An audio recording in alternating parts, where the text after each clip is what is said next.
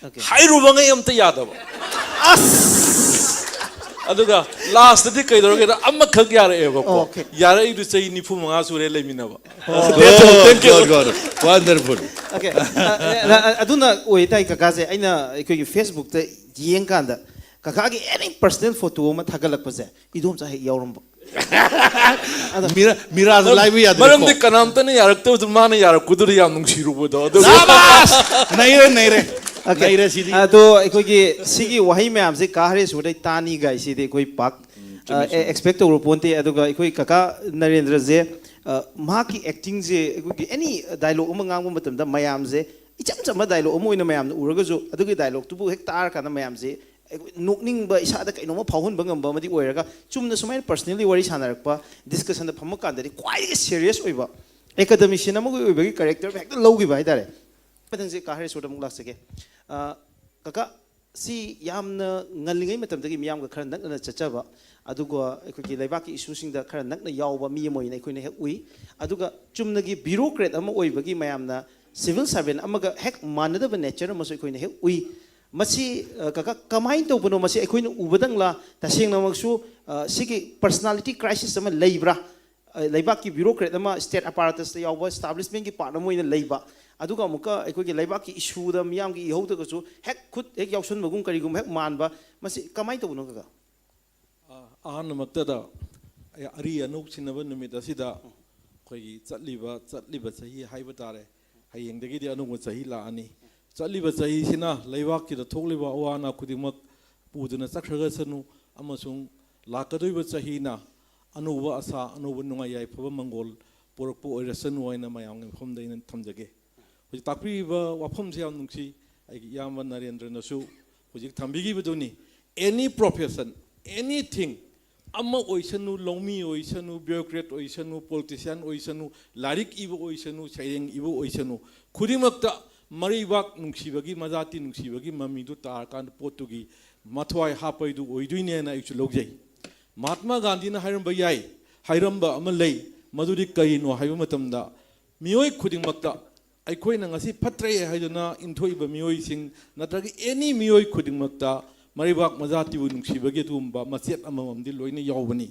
aduna aina aduni mana aduni makoina aduni na mi si mathang inthokragadi nang bhawgod kanano har kan ai soiba dum leirongani aduna Ireibak adumba ihong natraga izati ke dumba pot ama thaba ama lakumatam dadi aikhoina mangon de yauriba makhoi de yauriba haina bai lei chumbara lanbra de khangjadre kangana sangom thakamatam da sangom gi saruk tamak yosalaga ising gi saruk othorei hai samai tawdana mi adu de yauriba maribak majati nungsiba ke dumba element sing machak sing do lokthok laga aikhoina lokchillaga aikhoina leba asi semgat pasagat pa mathok tai ai se thamjaningi I yamna pickling idagi ngaling idagi hongna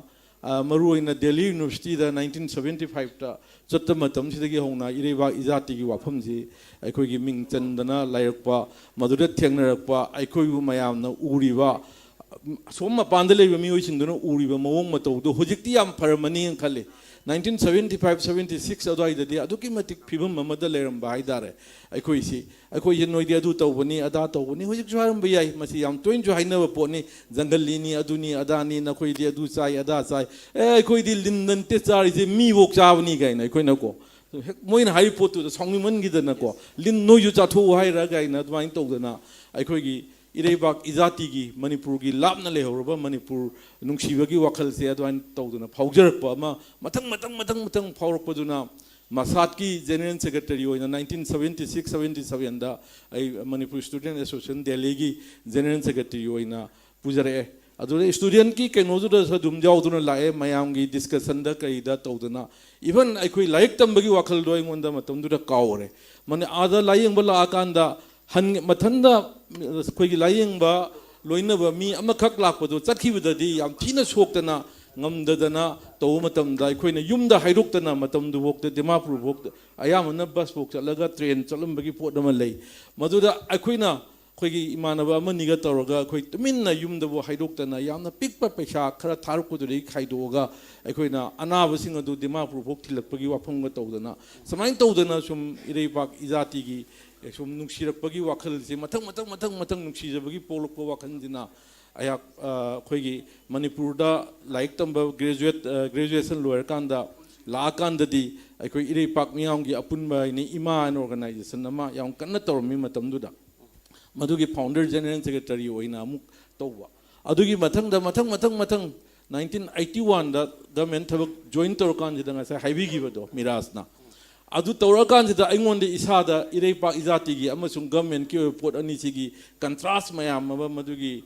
ꯆꯌꯦꯠꯅꯕ ꯆꯃꯝꯅꯕ ꯃꯌꯥꯝ ꯑꯃꯗꯤ ꯊꯣꯛꯇꯕ ꯅꯠꯇꯦ ꯊꯣꯛꯑꯒꯁꯨ 1981ꯒꯤ ꯁꯤꯗꯩꯗ ꯑꯩ ꯋꯥꯔꯤ ꯃꯇꯦꯛ ꯑꯃꯨꯛꯇꯪ ꯊꯝꯖꯒꯦꯀꯣ ꯑꯩ ꯏꯌꯥꯔꯥꯝꯕꯗ ꯑꯩꯒꯤ ꯄꯣꯁꯇꯤꯡꯁꯤ ꯆꯪꯕ ꯃꯇꯝꯗ ꯅꯪ ꯑꯩꯁꯦ 81ꯗ SDC ꯑꯣꯏꯅ ꯃꯅꯤꯄꯨꯔ ꯄꯕ꯭ꯂꯤꯛ ꯁꯥꯔꯚꯤꯁ ꯀꯃꯤꯁꯟꯅ ꯗꯥꯏꯔꯦꯛ ꯈꯟꯕꯅꯤ ꯃꯗꯨ ꯆꯪꯕ ꯃꯇꯝꯗ ꯃꯇꯝꯗꯨꯗ ꯐꯝꯃꯝꯕ ꯁꯦꯀ꯭ꯔꯦꯇꯔꯤꯌꯦꯠꯇ ꯃꯃꯤꯡ ꯃꯊꯥꯗꯤ ꯄꯟꯖꯔꯔꯣꯏ ꯑꯩꯈꯣꯏꯒꯤ ꯁꯦꯛꯁꯟ ꯑꯣꯐꯤꯁꯥꯔ ꯑꯃꯅ ꯀꯔꯤ ꯍꯥꯏꯒꯦ ꯍꯥꯏꯗ ꯅꯍꯥꯛ ꯀꯔꯝꯕ ꯖꯒꯥꯗ ꯀꯩꯅꯣ ꯇꯧꯅꯤꯡꯉꯤ ꯑꯗꯨ ꯑꯗꯥ ꯌꯥꯝꯅꯗꯤ ꯃꯌꯥꯝꯒꯤ ꯄꯕ꯭ꯂꯤꯛ ꯄ꯭ꯂꯦꯠꯐꯣꯝꯁꯤꯅ ꯌꯥꯝ ꯀꯨꯞꯅ ꯗꯤꯇꯦꯜꯁꯤ ꯊꯝꯖꯔꯔꯣꯏ ꯑꯗꯨ ꯀꯔꯤꯒꯨꯝꯕ ꯈꯔ ꯇꯧꯅ ꯍꯥꯏꯔꯦ ꯑꯩꯅ ꯀꯔꯤꯅꯣ ꯀꯩꯗꯧꯕꯒꯤ ꯑꯗꯨꯝꯕ ꯊꯕꯛꯁꯤ ꯇꯧꯗꯣꯏꯅꯣ ꯃꯅꯤꯄꯨꯔ ꯍꯥꯏꯕꯁꯦ ꯕ꯭ꯔꯤꯇꯤꯁꯅꯐꯥꯎ ꯂꯥꯛꯑꯒ ꯑꯦꯅꯤ ꯆꯤꯡ ꯇꯝ ꯄꯨꯝꯅꯃꯛꯇ ꯃꯐꯝ ꯈꯨꯗꯤꯡꯃꯛꯇ ꯂꯩꯔꯝꯃꯕꯅꯤ ꯑꯦꯅꯤ ꯖꯒꯥꯗ ꯊꯥꯎꯑꯣꯅ ꯑꯩꯁꯦ ꯑꯦꯅꯤ ꯊꯥꯅꯤꯡꯕ ꯖꯒꯥꯗ ꯊꯥꯎ ꯑꯩ ꯆꯠꯀꯅꯤ ꯍꯥꯏꯗꯅ ꯑꯩꯁꯦ ꯑꯗꯨꯃꯥꯏꯅ ꯍꯥꯏꯈꯤ ꯃꯇꯝꯗꯨꯗ ꯑꯩꯁꯦ ꯀꯗꯥꯏꯗ ꯃꯥꯅ ꯊꯥꯔꯛꯀꯦ ꯍꯥꯏ ꯀꯥꯟꯗ ꯑꯩꯈꯣꯏꯒꯤ ꯃꯌꯥꯝꯅ ꯇꯃꯦꯡꯂꯣꯡꯁꯤ ꯃꯇꯝꯗꯨꯗꯗꯤ ꯌꯥꯝꯅ ꯀꯩꯅꯣ ꯇꯧꯅꯔꯝꯃꯤꯀꯣ ꯑꯩ ꯍꯦꯛ ꯌꯧꯕꯒ ꯂꯥꯏꯐ ꯏꯟꯁꯨꯔꯦꯟꯁꯀ ꯌꯥꯎꯕꯖꯥꯠꯅꯤ ꯂꯝꯕꯦꯟꯗꯨ ꯐꯠꯇꯗꯅꯕ ꯇꯃꯦꯡꯂꯣꯡꯗꯒꯤ ꯍꯦꯟꯅ ꯕꯦꯔꯥ ꯀꯥꯕ ꯇꯣꯛꯁꯦꯝꯗꯒꯤ ꯍꯦꯟꯅ ꯕꯦꯔꯥ ꯀꯥꯕ ꯑꯩꯈꯣꯏ ꯇꯣꯛꯁꯦꯝ ꯔꯦꯟꯖꯒ ꯇꯃꯦꯡꯂꯣꯡ ꯔꯦꯟꯖꯀꯤ ꯃꯔꯛꯇ ꯅꯝꯇꯤꯔꯥꯝ ꯔꯦꯟꯖ ꯑꯅ ꯑꯃ ꯂꯩ ꯃꯌꯥꯝꯁꯨ ꯈꯪꯕꯤꯔꯝꯒꯅꯤ ꯃꯗꯨ ꯂꯩꯕ ꯊꯤꯎꯂꯣꯟ ꯍꯥꯏꯕ ꯖꯒꯥ ꯑꯃꯗ ꯑꯩꯁꯦ ꯊꯥꯔꯛꯑꯦ ꯄꯨꯟꯁꯤꯒꯤ ꯑꯩꯅ SDC ꯑꯣꯏꯅ ꯁꯥꯔꯀꯜ ꯃꯗꯨꯗ ꯊꯥꯕꯁꯤ ꯑꯩꯅ ꯏꯍꯥꯟ ꯍꯥꯟꯕꯅꯤ ꯑꯃꯁꯨꯡ ꯑꯩꯅ ꯏꯔꯣꯏ ꯂꯣꯏꯕ ꯑꯣꯏꯈꯤ ꯑꯩ ꯃꯐꯝꯗꯨꯗ ꯌꯥꯝ ꯅꯨꯡꯉꯥꯏꯅ ꯆꯍꯤ 3-4ꯁꯤ ꯈꯣꯡꯅ ꯆꯠꯇꯅ ꯃꯐꯝ ꯆꯤꯡꯗ ꯇꯃꯦꯡꯂꯣꯡꯒꯤ ꯃꯣꯔ ꯗꯦꯟ 30 ꯚꯤꯂꯦꯖꯦꯁ ꯈꯣꯡꯅ ꯆꯠꯇꯅ ꯈꯣꯠꯇꯅ ꯑꯗꯨꯃꯥꯏꯅ ꯇꯧꯗꯅ ꯃꯌꯥꯝꯒ ꯑꯩꯈꯣꯏ ꯆꯤꯡꯃꯤ ꯇꯝꯃꯤꯁꯤꯡꯒꯤ ꯃꯔꯛꯇ ꯅꯨꯡꯁꯤꯕ ꯄꯣꯔꯛꯅꯕ ꯑꯗꯨꯒꯤ ꯍꯣꯠꯅꯖꯗꯅ ꯂꯥꯛꯑꯦ ꯑꯗꯨꯃꯥꯏꯅ ꯃꯊꯪ ꯂꯥꯛꯄꯁꯤꯅ ꯇ꯭ꯔꯥꯟꯁꯐꯔ ꯑꯃꯨꯛ ꯏꯝꯐꯥꯜꯗ ꯂꯥꯛꯄ ꯃꯇꯝꯗꯗꯤ ꯑꯩꯍꯥꯛ ꯑꯇꯩ ꯑꯣꯔꯒꯅꯥꯏꯖꯦꯁꯟꯁꯤꯡ ꯀꯔꯤꯁꯤꯡꯗ ꯀꯥ ꯍꯦꯟꯅ ꯀꯩꯅꯣ ꯇꯧꯗ꯭ꯔꯦ ꯃꯔꯨꯑꯣꯏꯅ ꯑꯣꯜ ꯃꯅꯤꯄꯨꯔ ꯄꯣꯂꯣ ꯑꯦꯁꯣꯁꯤꯌꯦꯁꯟꯗ ꯑꯩ ꯖꯦꯅꯔꯦꯜ ꯁꯦꯀ꯭ꯔꯦꯇꯔꯤ ꯑꯣꯏꯗꯨꯅ ꯑꯃꯁꯨꯡ ꯑꯇꯩ ꯊꯧ ꯄꯨꯗꯨꯅ ꯑꯃꯨꯛ ꯃꯌꯥꯝꯒꯤ ꯁꯦꯕꯥ ꯇꯧꯕ ꯍꯥꯏꯇꯥꯔꯦ ꯉꯝꯖꯕ ꯃꯅꯤꯄꯨꯔꯅ ꯄꯣꯂꯣ ꯒ꯭ꯔꯥꯎꯟꯗ ꯕ꯭ꯔꯤꯇꯤꯁꯅ ꯏꯍꯥꯟ ꯍꯥꯟꯅ ꯁꯥꯟꯅꯈꯤꯕꯗꯣ ꯃꯗꯨꯒꯤ ꯆꯍꯤ 100 ꯁꯨꯔꯛꯄ ꯑꯣꯏꯅ ꯑꯩꯈꯣꯏ ꯀꯣꯜꯀꯇꯥꯗ ꯑꯃꯨꯛꯇꯪꯗꯤ ꯃꯄꯥꯟꯒꯤ ꯖꯒꯥꯗ ꯑꯩꯈꯣꯏ ꯁꯤꯜꯆꯔꯗ ꯁꯥꯟꯅꯈꯤꯕ ꯁꯤꯜꯆꯔꯗ ꯏꯍꯥꯟ ꯍꯥꯟꯅ ꯃꯄꯥꯟꯗ ꯁꯥꯟꯅꯕꯗꯨꯒꯤ ꯆꯍꯤ 100 ꯁꯨꯕ ꯑꯣꯏꯅ ꯑꯩꯈꯣꯏ ꯑꯩ ꯀꯩꯅꯣ ꯇꯧꯖꯒꯦꯀꯣ ꯑꯩꯈꯣꯏꯒꯤ ꯀꯔꯤ ꯍꯥꯏꯇꯥꯔꯦ ꯀꯣꯜꯀꯇꯥꯗ ꯕꯥꯡꯒꯨꯔ ꯀꯞ ꯍꯥꯏꯕ ꯃꯥꯅꯦ ꯃꯗꯨ ꯚꯤꯛꯇꯣꯔꯤꯌꯥ ꯃꯦꯃꯣꯔꯤꯌꯦꯜ ꯒ꯭ꯔꯥꯎꯟꯗ ꯁꯒꯣꯜ ꯃꯌꯥꯝꯁꯤ ꯑꯩꯈꯣꯏꯒꯤ ꯇ꯭ꯔꯛ ꯃꯌꯥꯝꯗ ꯄꯨꯗꯅ ꯈꯣꯠꯇꯅ ꯇꯧꯔꯒ ꯑꯗꯨꯃꯥꯏꯅ ꯇꯧ ꯍꯣꯠꯅꯖꯗꯅ ꯂꯥꯛꯏ ꯑꯗꯨ ꯃꯊꯪ ꯌꯥꯝ ꯁꯥꯡꯉꯦ ꯑꯗꯨ ꯏꯔꯣꯏ ꯂꯣꯏꯕꯗꯗꯤ ꯑꯩꯈꯣꯏꯒꯤ ꯖꯨꯟ 18ꯒꯤ ꯃꯅꯤꯄꯨꯔꯒꯤ ꯑꯩꯅ ꯂꯥꯛꯏꯕ ꯖꯔꯅꯤꯁꯤꯒꯤ ꯂꯣꯏꯅ ꯁꯝꯗꯠꯆꯔꯀꯥꯟꯗ ꯖꯨꯟ 19 ꯊꯣꯛꯂꯛꯄꯁꯤꯗ ꯑꯩꯉꯣꯟꯗ ꯌꯥꯝ ꯅꯨꯡꯉꯥꯏꯇꯕ ꯑꯃ ꯊꯣꯛꯈꯤꯕ ꯑꯩꯈꯣꯏ ꯍꯧꯔꯛꯐꯝ ꯀꯥꯡꯐꯝ ꯃꯥꯟꯅꯕ ꯀꯥꯡꯕꯨ ꯃꯁꯦꯟ ꯉꯥꯛꯇ ꯑꯩꯈꯣꯏ ꯉꯥꯛꯇ ꯃꯤꯁꯑꯟꯗꯔꯁꯇꯦꯟꯗꯤꯡ ꯂꯩꯕꯁꯦ ꯅꯨꯡꯉꯥꯏꯃꯟꯗꯗꯅ ꯑꯩ ꯂꯥꯏꯔꯤꯛ ꯏꯕ ꯑꯃ ꯑꯣꯏꯅ ꯍꯧꯖꯔꯛꯄꯗꯤ ꯅꯠꯆꯗꯦꯕ ꯂꯥꯏꯔꯤꯛꯇꯤ ꯄꯥꯝꯖꯕ ꯑꯗꯨꯕꯨ ꯑꯩꯅ ꯃꯁꯤ ꯃꯩꯇꯩꯔꯣꯟꯗꯗꯤ ꯌꯥꯝ ꯊꯦꯡꯅꯕ ꯂꯥꯏꯔꯤꯛꯁꯦ ꯑꯩꯈꯣꯏꯒꯤ ꯆꯤꯡꯃꯤ ꯇꯝꯃꯤꯒꯤ ꯃꯔꯤ ꯑꯗꯨ ꯑꯗꯥꯒꯤ ꯃꯔꯝꯗ ꯏꯕꯁꯦ ꯌꯥꯝ ꯊꯦꯡꯅꯩꯌꯦꯕ ꯑꯗꯣ ꯏꯪꯂꯤꯁꯇ ꯏꯕꯁꯦ ꯊꯦꯡꯅꯗꯕ ꯃꯇꯝꯗꯨꯗ ꯑꯩꯈꯣꯏꯒꯤ 2001ꯒꯤ ꯁ꯭ꯋꯥꯏꯁꯦ ꯑꯗꯨꯅ ꯑꯩ ꯃꯁꯤꯗꯤ ꯑꯩꯅ ꯅꯨꯡꯉꯥꯏꯃꯟꯗꯗꯅ ꯑꯩ ꯃꯇꯝꯗꯨꯗ ꯗꯤꯄꯨꯇꯤ ꯔꯦꯁꯤꯗꯦꯟꯠ ꯀꯃꯤꯁꯅꯔ ꯑꯣꯏꯅ ꯒꯨꯋꯥꯍꯥꯇꯤꯗ ꯄꯣꯁꯇꯤꯡ ꯂꯩ ꯔꯥꯖꯒꯔ ꯔꯣꯗꯇ ꯃꯅꯥꯛꯇ ꯑꯩꯈꯣꯏꯒꯤ ꯂꯥꯏꯕ꯭ꯔꯦꯔꯤ ꯑꯃ ꯍꯤꯁꯇꯣꯔꯤꯀꯦꯜ ꯑꯦꯟड ꯑꯦꯟꯇꯤꯀ꯭ꯋꯥꯔꯤꯌꯟ ꯁ꯭ꯇꯗꯤꯁ ꯍꯥꯏꯕ ꯃꯥꯜꯂꯦ ꯃꯗꯨꯗ ꯑꯩꯁꯦ ꯆꯠꯂꯒ ꯅꯨꯡꯇꯤꯒꯤ ꯇꯧꯔꯒ ꯂꯥꯏꯔꯤꯛꯁꯤ ꯆꯤꯡꯃꯤ ꯇꯝꯃꯤꯒꯤ ꯅꯤꯡꯊꯧꯒꯤ ꯃꯔꯝꯗ ꯀ꯭ꯋꯤꯟꯁ ꯀꯤꯡꯁ ꯃꯌꯥꯝꯒꯤ ꯃꯔꯝꯗ ꯏꯕ ꯂꯥꯏꯔꯤꯛꯇꯤ ꯌꯥꯝꯅ ꯂꯩ ꯄꯤꯄꯜꯗ ꯕꯦꯁ ꯇꯧꯕ ꯍꯤꯁꯇ꯭ꯔꯤꯗꯤ ꯉꯁꯤ ꯐꯥꯎꯕꯗ ꯍꯤꯁꯇ꯭ꯔꯤ ꯑꯣꯐ ꯗ ꯄꯤꯄꯜꯁꯤꯗꯤ ꯑꯩ ꯀꯌꯥ ꯑꯩꯅ ꯈꯪꯗꯕꯁꯨ ꯑꯣꯏꯔꯝꯕ ꯌꯥꯏ ꯑꯗꯨ ꯊꯦꯡꯅꯗꯕꯗꯒꯤ ꯑꯩꯅ history of the people of Manipur ꯑꯅ ꯑꯃ ꯄꯤꯄꯜꯗ ꯕꯦꯁ ꯇꯧꯕ ꯆꯤꯡꯃꯤ ꯇꯝꯃꯤꯁꯤ ꯑꯩꯈꯣꯏꯒꯤ ꯀꯔꯤ ꯍꯥꯏꯇꯥꯔꯦ ꯐꯖꯗꯕ ꯋꯥꯍꯩ ꯍꯥꯏꯒꯗ꯭ꯔꯥ ꯐꯖꯕ ꯍꯥꯏꯒꯗ꯭ꯔꯥ ꯑꯩꯈꯣꯏ ꯃꯩꯇꯩꯒꯤ ꯍꯤꯁꯇ꯭ꯔꯤꯁꯤꯡꯒꯤ ꯏꯕꯗ ꯁꯣꯚꯤꯅꯤꯖꯝꯒꯤ ꯃꯃꯤꯁꯤ ꯍꯦꯛ ꯇꯥꯕꯒꯨꯝꯕꯁꯨ ꯌꯥꯎꯕ ꯍꯥꯏꯇꯥꯔꯦ ꯁꯤꯗ ꯑꯩ ꯅꯨꯡꯉꯥꯏꯇꯗꯅ ꯑꯩꯒꯤ ꯍꯤꯁꯇ꯭ꯔꯤ ꯑꯣꯐ ꯄꯤꯄꯜ ꯃꯅꯤꯄꯨꯔꯁꯤꯗ ꯂꯩꯔꯤꯕ ꯃꯅꯤꯄꯨꯔꯗ ꯂꯩꯕ ꯆꯤꯡꯃꯤ ꯇꯝꯃꯤ ꯈꯨꯗꯤꯡꯃꯛꯁꯦ ꯑꯩꯈꯣꯏꯒꯤ ꯍꯧꯕ ꯃꯇꯝꯗ A B C ꯑꯜꯐꯥꯕꯦꯇꯤꯀꯦꯜ ꯑꯣꯏꯅ ꯃꯩꯇꯩꯒꯤ ꯌꯦꯛ 9 ꯁꯂꯥꯏ 9 ꯍꯥꯟꯕ ꯅꯠꯇꯕ ꯑꯉꯣꯝꯅ ꯍꯧꯔꯦ ꯑꯗꯨ ꯃꯊꯪꯗ ꯀꯦꯅ ꯀꯧꯏ ꯂꯥꯛꯑꯦ ꯑꯗꯨ ꯂꯥꯛꯑꯦ ꯃꯊꯪ ꯑꯗꯨꯃꯥꯏꯅ ꯇꯧꯔꯒ ꯑꯩꯅ ꯍꯤꯁꯇ꯭ꯔꯤ ꯑꯣꯐ ꯄꯤꯄꯜ ꯑꯣꯐ ꯃꯅꯤꯄꯨꯔꯁꯤ ꯏꯒꯤ ꯕꯦꯁ ꯕꯨꯛ ꯑꯏꯕ ꯑꯃ ꯑꯩꯈꯣꯏ ꯑꯣꯏꯅ ꯑꯗꯨꯃꯥꯏꯅ ꯇꯧꯗꯅ ꯇꯧꯖꯔꯦꯕ ꯑꯗꯨꯒ ꯑꯃꯈꯛꯇꯪꯒ ꯊꯝꯖꯒꯦ ꯑꯗꯨꯒ ꯑꯃꯨꯛ ꯀꯩꯅꯣ ꯇꯧꯒꯦ ꯑꯗꯨ ꯖꯨꯟ 19ꯒꯤ ꯂꯥꯛꯄ ꯃꯇꯝꯁꯤꯗ ꯑꯩ ꯃꯅꯤꯄꯨꯔ ꯑꯩꯈꯣꯏꯒꯤ ꯑꯗꯨꯛꯀꯤ ꯃꯇꯤꯛ ꯅꯨꯡꯉꯥꯏꯇꯗꯅ ꯑꯩꯈꯣꯏꯒꯤ ꯍꯧꯖꯤꯛꯇꯤ ꯂꯩꯈꯤꯗ꯭ꯔꯦ ꯃꯃꯤꯡ ꯄꯜꯂꯁꯨ ꯌꯥꯏ ꯑꯣꯖꯥ ꯏꯕꯣꯇꯣꯝꯕꯤ ꯈꯨꯃꯟꯅ ꯑꯃ ꯂꯩ ꯃꯥꯅ ꯇꯦꯂꯤꯐꯣꯟ ꯇꯧꯔꯒ ꯑꯣꯖꯥ ꯏꯃꯣꯅ ꯑꯩꯁꯦ ꯃꯌꯥꯝꯅ ꯏꯃꯣꯅ ꯁꯨꯝ ꯇꯧꯕꯤꯕꯗꯨꯗ ꯑꯣꯖꯥ ꯏꯃꯣ ꯏꯝꯐꯥꯜ ꯏꯁꯀꯤꯗꯩꯗ ꯑꯣꯖꯥ ꯏꯃꯣꯟ ꯑꯃꯨꯛꯇ ꯑꯣꯔꯒꯅꯥꯏꯖ ꯇꯧꯕꯤꯌꯨ ꯃꯌꯥꯝ ꯄꯨꯟꯁꯤꯜꯂꯒ ꯑꯩꯅ ꯇꯧꯔꯛꯄꯁꯤꯗ ꯑꯩꯅ ꯃꯇꯝꯁꯤꯗꯗꯤ ꯒꯚꯔꯟꯃꯦꯟ ꯑꯣꯐꯤꯁꯥꯔꯗꯤ ꯑꯣꯏꯔꯤꯅꯦ ꯑꯣꯏꯔꯤꯕꯅꯤ ꯍꯥꯏꯁꯦ ꯑꯥꯗꯒꯤ ꯊꯣꯛꯂꯒꯅꯤ ꯖꯨꯟꯒꯤꯁꯤꯗꯩꯗ ꯗꯤ ꯑꯥꯔ ꯁꯤ ꯑꯣꯏꯕꯗꯨꯗ ꯁꯨꯇꯤ ꯂꯧꯊꯣꯛꯑ ꯊꯣꯛꯂꯛꯏꯅꯤ ꯃꯅꯤꯄꯨꯔꯗ ꯏꯔꯥꯡ ꯊꯣꯛꯄꯁꯤꯗꯒꯤ ꯆꯤꯡꯃꯤ ꯇꯝꯃꯤ ꯃꯌꯥꯝꯁꯦ ꯑꯩꯈꯣꯏ ꯄꯨꯟꯅ ꯀꯥꯏꯅꯗꯅꯕ ꯍꯣꯠꯅꯅꯕ ꯑꯩꯅ ꯑꯗꯨꯒ ꯀꯩꯅꯣꯗꯒ ꯖꯤꯔꯤꯕꯥꯝꯗꯒ ꯄꯤꯁ ꯃꯤꯁꯟꯒ ꯆꯠꯂꯤꯅꯤ 2001 ꯁꯤꯗꯩꯗ ꯑꯗꯨ ꯍꯧꯖꯤꯛꯀꯤꯁꯤꯗꯩꯗ Manipur Peace and Integrity Council ꯑꯅ ꯃꯄꯤ ꯀꯥꯎꯟꯁꯤꯜꯁꯦ ꯑꯗꯨꯗ ꯑꯩꯅ ꯐꯥꯎꯟꯗꯔ ꯑꯦꯗꯚꯥꯏꯖꯔ ꯑꯣꯏꯅ ꯐꯝꯗꯤ ꯄꯥꯏꯕ ꯌꯥꯗꯗꯅ ꯑꯗꯨꯃꯥꯏꯅ ꯇꯧꯗꯅ ꯂꯤꯡꯈꯠꯆꯗꯅ ꯌꯥꯝ ꯀꯟꯅ ꯑꯩꯈꯣꯏꯒꯤ ꯆꯤꯡꯃꯤ ꯇꯝꯃꯤꯁꯤꯡ ꯀꯀꯥ ꯍꯣꯠꯅꯔꯛꯏ ꯃꯤꯌꯥꯝꯒꯤꯗꯃꯛꯇ ꯌꯥꯝ ꯆꯥꯎꯅ ꯊꯧꯗꯥꯡ ꯂꯧꯔꯒ ꯂꯥꯛꯏ ꯇꯧꯔꯒ ꯂꯥꯛꯆꯩ ꯑꯩ ꯃꯈꯥ ꯇꯥꯕꯗ ꯑꯃꯨꯛ ꯂꯥꯛꯆꯒꯦ ꯐꯅꯤ ꯑꯩ ꯈꯔ ꯁꯥꯡꯗꯣꯛꯈ꯭ꯔ ꯃꯥꯜꯂꯦ ꯍꯣꯏ ꯀꯀꯥ ꯑꯦꯅꯤꯋꯦ ꯑꯩꯈꯣꯏ ꯃꯈꯥ ꯋꯥꯍꯪ ꯃꯌꯥꯝ ꯂꯩꯔꯤ ꯌꯥꯝ ꯅꯨꯡꯉꯥꯏꯅ ꯉꯁꯤꯒꯤꯁꯦ ꯃꯈꯥ ꯆꯠꯊꯅꯕ ꯍꯣꯠꯅꯖꯔꯒꯦ ꯃꯊꯪ ꯗꯥꯕꯣꯕꯗ ꯑꯃꯨꯛ ꯂꯥꯛꯆꯒꯦ ꯀꯀꯥ ꯉꯁꯥꯏ ꯑꯩꯈꯣꯏ ꯇꯥꯃꯣ ꯒꯤꯇꯥꯖꯦꯅꯗꯤ ꯃꯤꯔꯥꯖꯀꯤꯁꯤ ꯀꯩꯅꯣꯃꯅ ꯍꯥꯏꯒꯨꯝꯗꯤ ꯇꯧꯏ ꯑꯩ ꯆꯞ ꯃꯥꯟꯅꯕ ꯋꯥꯐꯝꯅꯤ ꯑꯩꯅ ꯀꯀꯥꯗ ꯂꯥꯛꯆꯗꯣꯏꯁꯦ ꯀꯀꯥ ꯗꯤꯁꯀꯁꯟꯗ one of the most popular ꯐꯦꯁꯅꯤ ꯑꯣꯄꯣꯖꯤꯁꯟꯒꯤ ꯚꯣꯏꯁ ꯃꯌꯥꯝꯁꯤ ꯄꯨꯈꯠꯂꯛꯑꯀꯥꯟꯗ ꯌꯥꯝꯅ ꯁꯥꯎꯅ ꯉꯥꯡꯕꯁꯨ ꯀꯀꯥ ꯌꯥꯎꯏ ꯑꯗꯨꯒ ꯏꯪꯅ ꯉꯥꯡꯕꯁꯨ ꯑꯗꯨꯝ ꯌꯥꯎꯏ ꯑꯅꯤꯃꯛꯁꯤ ꯌꯥꯎꯏ ꯑꯗꯣ ꯀꯀꯥꯅ ꯉꯁꯤ ꯐꯥꯎꯕꯗ ꯍꯥꯏꯇꯥꯔꯦ ꯈ꯭ꯋꯥꯏꯗꯒꯤ ꯍꯣꯇꯦꯁ ꯁꯣ ꯑꯃ ꯅꯤꯡꯁꯤꯡ ꯇꯥꯔꯒꯗꯤ ꯃꯗꯨꯒꯤ ꯃꯦꯃꯣꯔꯤꯗꯨ ꯀꯃꯥꯏꯅ ꯅꯤꯡꯁꯤꯡꯉꯤ ꯍꯥꯏꯇꯥꯔꯦ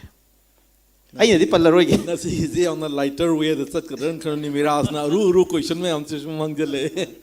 ꯑꯗꯨꯕꯨ ꯑꯦꯅꯤꯋꯦ ꯈ꯭ꯋꯥꯏꯗꯒꯤ ꯑꯌꯥꯝꯕ ꯃꯇꯝꯗ ꯑꯩꯒꯤ ꯈꯟꯖꯕ ꯍꯥꯏꯇꯥꯔꯦ ꯑꯃ ꯂꯩ ꯑꯩꯈꯣꯏ ꯇꯞꯅꯔꯒ ꯇꯞꯅ ꯆꯠꯅꯕ ꯍꯥꯏꯒꯠꯅꯔꯒ ꯍꯥꯏꯒꯠꯅꯕ ꯍꯥꯏꯕ ꯄ꯭ꯔꯃꯥꯟꯅꯤꯀꯣ ꯃꯥꯏ ꯂꯦꯚꯦꯜꯗꯨꯗ ꯄꯨꯗ꯭ꯔꯒꯗꯤ ꯑꯩꯒꯤ ꯑꯃꯅ ꯇꯤꯡꯈꯠꯇꯅ ꯋꯥꯡꯈꯠꯂꯛꯑꯒ ꯑꯃꯅ ꯕꯦꯂꯦꯟꯁ ꯑꯃꯗ ꯁꯨꯝ ꯆꯠꯄꯁꯦ ꯃꯁꯤ ꯑꯩꯒꯤ ꯋꯥꯈꯜꯗꯗꯤ ꯃꯇꯥꯡ ꯃꯇꯝꯗꯨꯒꯤ ꯃꯇꯨꯡ ꯏꯟꯅ ꯑꯞ ꯗꯥꯎꯟꯁꯦ ꯗꯔꯀꯥꯔ ꯂꯩꯅ ꯑꯗꯨꯝ ꯂꯧꯖꯕ ꯍꯥꯏꯇꯥꯔꯦ ꯑꯩ ꯀꯩꯅꯣꯃꯛꯇꯤ ꯍꯥꯏꯖꯔꯔꯣꯏ ꯃꯁꯤ ꯃꯤ ꯃꯃꯤꯡ ꯃꯊꯥꯒꯗꯤ ꯄꯟꯖꯅꯤꯡꯗ꯭ꯔꯦ ꯌꯥꯝꯅ ꯑꯩꯅꯁꯨ ꯊꯣꯛꯍꯟꯅꯤꯡꯗꯕ ꯊꯧꯗꯣꯛ ꯍꯥꯏꯇꯥꯔꯦ ꯃꯁꯤꯒꯨꯝꯕ ꯑꯃ ꯊꯣꯛꯄꯗꯤ ꯂꯩꯈ꯭ꯔꯦ ꯑꯩꯈꯣꯏ ꯆꯦꯅꯦꯜ ꯗꯤꯁꯀꯁꯟ ꯑꯃꯗ ꯌꯥꯝ ꯊꯤꯅ ꯀꯩꯅꯣ ꯇꯧꯅꯈ꯭ꯔꯦ ꯍꯧꯖꯤꯛ ꯗꯤꯁꯀꯁꯟ ꯇꯧꯕ ꯃꯇꯝꯗ ꯁꯨꯃꯥꯏꯅ ꯀꯞ ꯑꯆꯧꯕꯒ ꯊꯝꯕꯗꯤ ꯊꯝꯅꯔꯝꯃꯦꯕ ꯍꯧꯖꯤꯛꯀꯤ ꯖꯒꯥꯗꯨꯗꯀꯣ ꯑꯗꯨꯒ ꯑꯗꯨꯒꯤ ꯅꯨꯃꯤꯠꯇꯨꯗꯗꯤ ꯀꯞꯀꯗꯨ ꯄꯥꯏꯕꯗꯒꯤꯗꯤꯀꯣ ꯍꯧꯖꯤꯛꯇꯤ ꯀꯞ ꯊꯝꯅꯗꯕ ꯗꯤꯁꯄꯣ ꯀꯩꯅꯣ ꯑꯣꯏꯅ ꯗꯤꯁꯄꯣ ꯒ꯭ꯂꯥꯁ ꯑꯣꯏꯅ ꯊꯝꯅꯕꯒꯨꯝꯕꯁꯨ ꯁꯤꯟꯗꯣꯛꯅꯕꯒꯁꯨ ꯌꯥꯎꯈꯤꯑꯕ ꯑꯣꯀꯦꯖꯟꯗꯨ ꯑꯗꯨꯕꯨ ꯑꯩ ꯃꯗꯨ ꯑꯩꯒꯤ ꯈ꯭ꯋꯥꯏꯗꯒꯤ ꯂꯥꯏꯕꯛ ꯊꯤꯕ ꯑꯃꯅꯤꯅꯗꯤ ꯂꯧꯖꯩ ꯍꯥꯏꯇꯥꯔꯦꯀꯣ ꯃꯗꯨ ꯑꯐꯕ ꯑꯃꯁꯨꯡ ꯄꯕ꯭ꯂꯤꯛꯀꯤ ꯃꯃꯥꯡꯗ ꯊꯣꯛꯂꯛꯑꯀꯥꯟꯗ ꯑꯁꯥꯎꯕ ꯌꯥꯝꯅ ꯎꯠꯄ ꯈꯣꯠꯄ ꯈꯟꯅ ꯆꯩꯅꯕ ꯁꯤꯒꯨꯝꯕꯁꯤ ꯑꯩ ꯇꯁꯦꯡꯅꯗꯤ ꯑꯩꯒꯤ ꯊꯃꯣꯏꯗ ꯑꯩꯒꯤ ꯀꯩꯅꯣꯗꯗꯤ ꯄꯥꯝꯖꯗꯕ ꯄꯣꯠ ꯑꯃꯅꯤ ꯑꯗꯨ ꯊꯣꯛꯍꯟꯅꯤꯡꯗꯕ ꯊꯧꯗꯣꯛꯇꯨ ꯃꯤꯑꯣꯏ ꯄꯨꯟꯁꯤꯗ ꯃꯌꯥꯝꯁꯨ ꯊꯣꯛꯍꯟꯅꯤꯡꯗꯕ ꯊꯧꯗꯣꯛꯁꯦ ꯑꯗꯨꯝ ꯊꯣꯛꯄ ꯌꯥꯎꯏ ꯑꯗꯨ ꯃꯤ ꯈꯨꯗꯤꯡꯃꯛ ꯑꯗꯨꯝ ꯌꯥꯎꯕꯤꯔꯝꯒꯅꯤꯅ ꯈꯜꯂꯤ ꯑꯗꯨꯒꯨꯝꯕ ꯊꯣꯛꯍꯟꯅꯤꯡꯗꯕ ꯊꯧꯗꯣꯛꯁꯤꯡꯒꯤ ꯃꯅꯨꯡꯗ ꯑꯃꯅꯦꯅ ꯊꯝꯖꯒꯦ ꯑꯣꯀꯦ ꯀꯀꯥꯒꯤ ꯄꯥꯎꯈꯨꯝꯕꯨꯗꯤ ꯌꯥꯝ ꯐꯖꯅ ꯄꯤꯔꯦ ꯔꯤꯒ꯭ꯔꯦꯠ ꯇꯧꯋꯦꯁꯨ ꯍꯥꯏꯔꯦ ꯑꯗꯨꯅ ꯉꯁꯥꯏ ꯋꯥꯍꯩ ꯑꯃꯗꯤ ꯌꯥꯎꯔꯤꯌꯦ ꯀꯀꯥꯅ ꯍꯥꯏꯕꯗꯀꯣ ꯑꯩꯈꯣꯏꯒꯤ ꯋꯥꯡꯉꯒꯗꯤ ꯑꯗꯨꯝ ꯋꯥꯡꯈꯠꯄ ꯑꯗꯨꯒ ꯅꯦꯝꯃꯒꯗꯤ ꯑꯗꯨꯝ ꯅꯦꯝꯅ ꯑꯗꯨꯝ ꯆꯠꯄ ꯌꯥꯏ ꯍꯥꯏꯕꯒꯤ ꯄꯣꯠ ꯑꯃ ꯑꯗꯨꯅ ꯀꯀꯥꯁꯤ ꯆꯍꯤ ꯌꯥꯝ ꯀꯟꯅ ꯌꯥꯝꯃꯦ ꯑꯩ ꯍꯥꯏꯖꯔꯣꯏ ꯑꯗꯨꯕꯨ ꯅꯍꯥꯒꯤ ꯁꯔꯨꯛ ꯈꯔꯗꯤ ꯀꯀꯥꯗ ꯑꯗꯨꯝ ꯌꯥꯎꯔꯤꯅ ꯑꯩ ꯊꯝꯖꯒꯦ ꯑꯗꯣ ꯀꯀꯥ ꯉꯁꯤꯁꯦ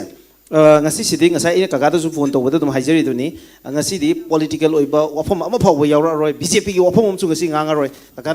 ꯀꯀꯥ ꯂꯥꯏꯔꯤꯛ ꯏꯔꯦ ꯑꯣꯐꯤꯁꯥꯔ ꯑꯣꯏꯔꯦ ꯂꯩꯕꯥꯛꯀꯤ ꯏꯁꯨ ꯌꯥꯎꯔꯦ ꯑꯦꯛꯇꯤꯚꯤꯁ ꯇꯧꯅꯁꯨ ꯑꯦꯛꯇꯤꯚꯤꯁ ꯕ꯭ꯌꯨꯔꯣꯀ꯭ꯔꯦꯠ ꯍꯥꯏꯇꯥꯔꯦ ꯀꯀꯥꯅ ꯑꯣꯏꯔꯝꯃꯤꯁꯦ ꯑꯗꯒꯤ ꯗꯦꯟ ꯂꯣꯏ ꯇꯧꯕ ꯌꯥꯕꯗ ꯄꯣꯂꯤꯇꯤಷಿಯನ್ ꯚꯣꯠ ꯂꯦꯞꯄꯦ ꯍꯧꯖꯤꯛ ꯆꯤꯐ ꯁ꯭ꯄꯣꯛꯁ ꯄꯔꯁꯟ ꯑꯣꯏꯔꯦ ꯑꯆꯧꯕ ꯄꯣꯂꯤꯇꯤꯀꯦꯜ ꯄꯥꯔꯇꯤ ꯑꯃꯒꯤ ꯀꯥꯗ꯭ꯔꯦ ꯑꯣꯀꯦ ꯇꯨꯡꯗ ꯀꯥꯔꯛꯄꯁꯨ ꯌꯥꯔꯤ ꯑꯗꯨꯒ ꯀꯀꯥ ꯏꯁꯩ ꯑꯃꯇꯪ ꯁꯛꯄꯤꯌꯨ ꯁꯤꯅꯤ ꯉꯁꯤꯁꯦ ꯉꯁꯤ ꯀꯣꯡꯒ꯭ꯔꯦꯁꯀꯤ ꯆꯤꯐ ꯁ꯭ꯄꯣꯛꯁ ꯄꯔꯁꯟꯗꯒꯤ ꯏꯁꯩ ꯇꯥꯕ ꯀꯥꯏꯁꯤ ꯑꯩꯈꯣꯏꯅ ꯍꯥꯏꯔꯨꯕ ꯌꯥꯔꯔꯣꯏꯗꯕꯅꯦꯕ ꯑꯗꯨꯕꯨ ꯉꯁꯤꯒꯤ ꯏꯚꯦꯟꯁꯤꯒꯤ ꯈꯨꯗꯣꯡꯆꯥꯕ ꯂꯧꯔꯒꯅꯤ ꯑꯩꯈꯣꯏ ꯀꯀꯥ ꯗꯥꯏꯂꯣꯛ ꯇꯧꯈ꯭ꯔꯦ ꯆꯥꯡ ꯇꯥꯕ ꯌꯥꯔꯣꯏ ꯑꯩꯈꯣꯏꯒꯤ ꯁ꯭ꯄꯣꯛꯁ ꯄꯔꯁꯟꯁꯨ ꯑꯗꯨꯅ ꯀꯀꯥ ꯏꯁꯩ ꯑꯃꯇꯪ ꯁꯛꯁꯤ ꯑꯩ ꯏꯁꯩꯒꯤ ꯃꯇꯥꯡꯁꯦ ꯑꯩꯈꯣꯏꯒꯤ ꯁꯥꯇ꯭ꯔ ꯑꯣꯏꯔꯤꯉꯩꯗꯗꯤ ꯏꯁꯩ ꯁꯛꯄꯁꯦ ꯌꯥꯝ ꯆꯥꯎꯕ ꯒꯨꯜ ꯑꯃ ꯑꯣꯏꯔꯛꯑꯦ ꯏꯁꯩ ꯇ꯭ꯔꯦꯟꯗ ꯆꯠꯄꯗ ꯑꯣꯏꯔꯦ ꯑꯃꯗ ꯑꯣꯏꯔꯦ ꯄꯨꯜꯂꯦ ꯏꯁꯩ ꯁꯛꯑꯣꯅ ꯁꯛꯇ ꯌꯥꯗꯦꯅ ꯅꯣꯡꯃꯗꯤ ꯑꯩꯉꯣꯟꯗ ꯗꯦꯜꯂꯤ ꯌꯨꯅꯤꯚꯔꯁꯤꯇꯤꯗ ꯂꯩꯔꯤꯉꯩꯗ ꯇꯧꯋꯦꯕ ꯃꯗꯨꯏꯗꯤ ꯑꯩꯅ ꯃꯁꯤꯗꯤ ꯀꯥꯟꯅꯔꯔꯣꯏꯅ ꯑꯩꯅ ꯖꯅꯒꯅ ꯃꯅ ꯁꯛꯂꯛꯄꯗꯒꯤ ꯂꯣꯏ ꯂꯦꯞꯈꯠꯅꯕ ꯑꯃ ꯌꯥꯎꯈꯤ ꯌꯥꯝ ꯁꯦꯡꯅ ꯍꯥꯏꯔꯕꯗꯣ ꯎꯄꯥꯏꯗꯤ ꯂꯩꯇꯕ ꯑꯩꯅ ꯈꯜꯂꯦꯕ ꯑꯩꯒꯤ ꯈꯣꯟꯖꯦꯜꯁꯤ ꯊꯃꯣꯏꯗꯗꯤ ꯐꯖꯅ ꯉꯪꯕ ꯍꯥꯏꯇꯥꯔꯦꯀꯣ ꯊꯣꯛꯂꯛꯄꯗꯗꯤ ꯌꯥꯗꯕ ꯈꯨꯗꯝ ꯑꯣꯏꯅ ꯑꯩꯅ ꯈꯜꯂꯦ ꯀ꯭ꯋꯥꯛ ꯍꯥꯏꯕ ꯎꯆꯦꯛꯁꯦ ꯃꯁꯤꯁꯨ ꯃꯥꯒꯤ ꯌꯥꯝꯅ ꯅꯨꯡꯁꯤꯅ ꯃꯥꯒꯤ ꯄꯥꯔꯠꯅꯔ ꯍꯥꯏꯒꯗ꯭ꯔꯥ ꯃꯄꯥꯡ ꯍꯥꯏꯒꯗ꯭ꯔꯥ ꯀꯧꯕꯒꯁꯦ ꯊꯣꯛꯂꯛꯄꯗꯗꯤ ꯀ꯭ꯋꯥꯛꯀꯤ ꯃꯈꯣꯜ ꯑꯣꯏꯅ ꯊꯣꯛꯂꯛꯏꯗꯅꯀꯣ ꯀꯣꯀꯤꯜꯁꯤꯅꯁꯨ ꯀꯔꯤꯒꯨꯝꯕ ꯀꯥꯟꯗ ꯃꯥ ꯌꯥꯝ ꯁꯥꯎꯅ ꯈꯣꯡꯕꯁꯨ ꯌꯥꯎꯔꯝꯒꯅꯦꯕ ꯑꯗꯨꯁꯨ ꯀꯣꯀꯤꯜꯒꯤ ꯃꯈꯣꯜ ꯑꯣꯏꯅ ꯅꯨꯡꯁꯤꯅ ꯑꯗꯨꯝ ꯊꯣꯛꯂꯛꯑꯦꯕ ꯑꯗꯨꯅ ꯏꯁꯩꯁꯤꯒꯤ ꯃꯍꯨꯠꯇ ꯑꯩꯍꯥꯛ ꯉꯁꯤꯁꯤ ꯑꯩꯈꯣꯏꯒꯤ ꯑꯈꯪ ꯑꯍꯩ ꯗ꯭ꯔꯃꯥꯒꯤ ꯁꯤꯅꯦꯃꯥꯒꯤ ꯑꯇꯩ ꯑꯐꯥꯎꯕ ꯕꯣꯕꯤꯟ ꯍꯣꯏ ꯃꯌꯥꯝꯁꯨ ꯌꯥꯎꯗꯣꯏꯅꯤ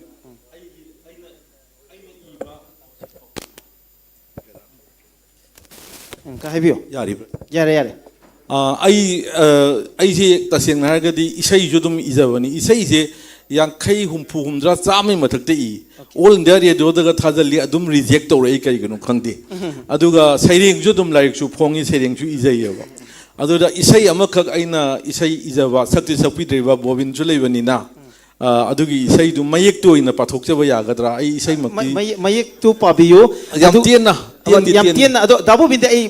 kudung sa homte lawja hoge ko. Dabu bin se ai na tajaba da haitare dim college ta me na tai. Aduga Manipur gi youth festival je Manipur represent to baje chahi mari thang na dabu bin mathandana represent to wen tai yam na ha oina yam talented oiba yam bani aduga dabu bin gi talent se mayam ngasi di kudung sa ba ma law tare. Aikoi ka hari sogi sei se kai mo gi sei se ꯕꯣꯕꯤꯟꯅ ꯁꯛꯄꯤ dabu bin ꯇꯥꯔꯦ sak tare mayek si yaure aduga dabu bin matam ngakang pigani aduga hari bi sei si di kakai ai ko aduga aikoi gi si sei se sak tare aduna ngasi gi mega sosigi yam nungai mahau badi masidai phangminaraje kaimona isai do hamba lan thokpiro mathang da dabu bin da pibiro dabu bin isai salani ai tamogi da jenda ngakting lojage adu dabu bin laksage ꯐꯅꯤ ꯑꯩ ꯏꯁꯩ ꯃꯌꯦꯛꯁꯦ ꯃꯌꯥꯝ ꯊꯝꯖꯒꯦ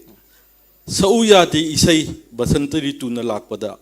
ꯐꯥꯎꯔꯧ ꯌꯥꯗꯦ ꯏꯊꯤꯜ ꯌꯦꯅꯤꯡꯊꯥꯅ ꯂꯥꯛꯄꯗ ꯑꯣꯏꯔꯛꯄꯗ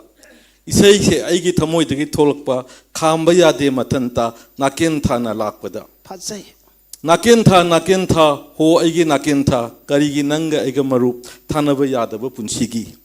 ꯂꯥꯛꯎ ꯀꯨꯃꯣꯟ ꯈꯨꯗꯤꯡ ꯅꯤꯡꯁꯤꯡꯂꯛꯎ ꯑꯩꯕꯨ ꯇꯠꯇꯅ ꯀꯥꯎꯒꯅꯨ ꯃꯄꯨꯡ ꯐꯥꯔꯣꯏ ꯔꯤꯇꯨ ꯇꯔꯨꯛ ꯅꯍꯥꯛ ꯌꯥꯎꯗꯅ ꯅꯥꯀꯦꯟ ꯊꯥꯁꯦ ꯃꯌꯥꯝꯅꯗꯤ ꯌꯥꯝꯅ ꯀꯩꯅꯣꯃ ꯎꯅꯩ ꯑꯗꯨꯕꯨ ꯔꯤꯇꯨ ꯇꯔꯨꯛꯁꯦ ꯃꯥ ꯌꯥꯎꯗ꯭ꯔꯒꯗꯤ ꯃꯄꯨꯡ ꯐꯥꯔꯣꯏꯁꯤꯅꯤ chumani ꯍꯥꯞꯄꯨ ꯑꯩꯒꯤ ꯏꯁꯩꯒꯤ ꯁꯨꯔ ꯄꯤꯌꯨ ꯑꯩꯒꯤ ꯏꯁꯩꯒꯤ ꯃꯌꯦꯛ ꯏꯪꯍꯜꯂꯨ ꯑꯩꯒꯤ ꯋꯥꯔꯕ ꯊꯃꯣꯏ ꯎꯔꯒ ꯅꯪꯒꯤ ꯀꯪꯂꯕ ꯔꯤꯇꯨꯑꯅ thank you on thok na phajagre ado aikoi kaimo dagi mayamna aikoi discussion da BJP natragana government bu yam tin chaiba mi amana isai iramgani aduga suk yamna romantic oiba song amaga aikoi leiramgani aduga lanthorakani ga je mayamna expect tawdobani but ngasi gi format sina madu khudong chabu du pibire kaimo somda pibiro aikoi gi isai mekse dabu bin matam ngakang piraje ado kaimo da wahang amdang khangjage kaimo ngasai lamba chabagi wafam ama he hai ko ngasai gi do khara wang ba khara nem ba je Hoi. ado yam yaugre minister oirambaga lamba chanaba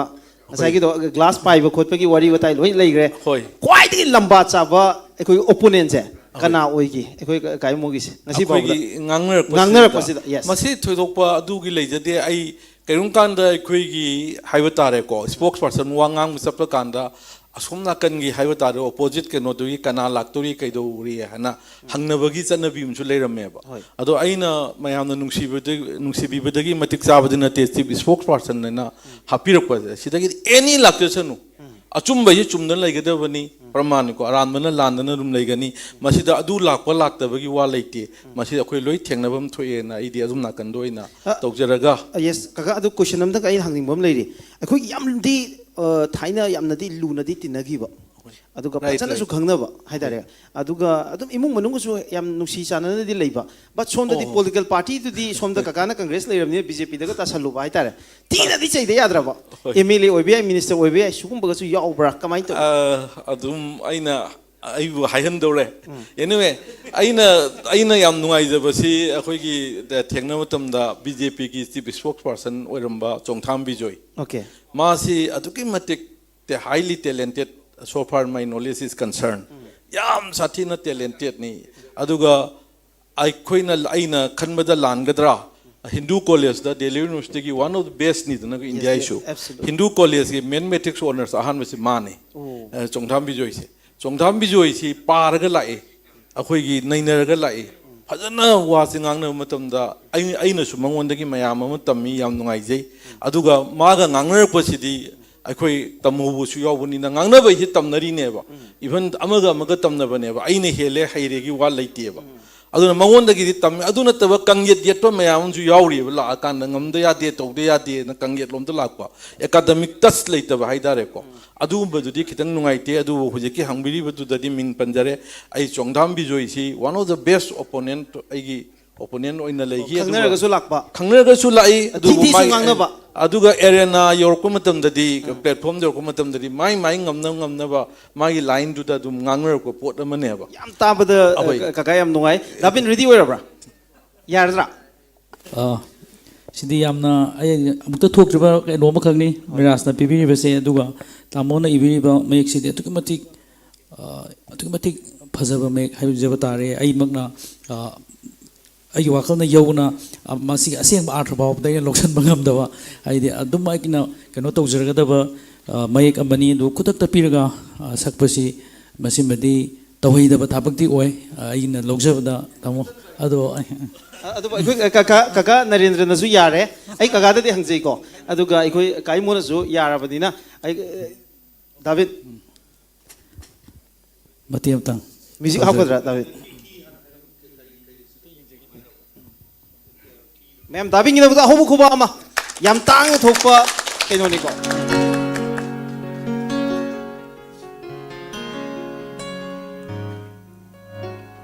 Saku yade aina isai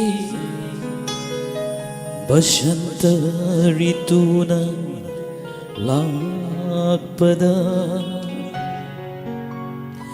paurakanu yade itil yening thana lakpada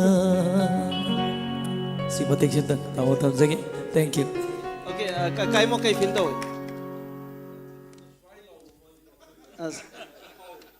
mic ta view hello ai di loyo hok la atra na hekta wakhan je raga ji sagalu rom ne atra matak tat ki bhai da re ko adu anyway ai hona jage tamo tamo na ngasi pibi sai mek si ai sorna chanbiragadi ai tamo mayam gi ai tamo narendra gi su blessing amadi ngasi gi phogi table sida phaminarba ahalaman guest mayam punamaki blessing pibiyo aduga ai anobu sehi gi khudoloina ai sai we no thok pangam do phone yam no ai Govind thank you Govind thank you adu kare so ngasi se khoi ka gi sai mai amadi phong do re ko radio na reject tawraga su notice dialogue ke platform da dabu bin theng na na hadak sai gi sai yam phong do re daben mayam sai soi taningi ko kari oiram do mo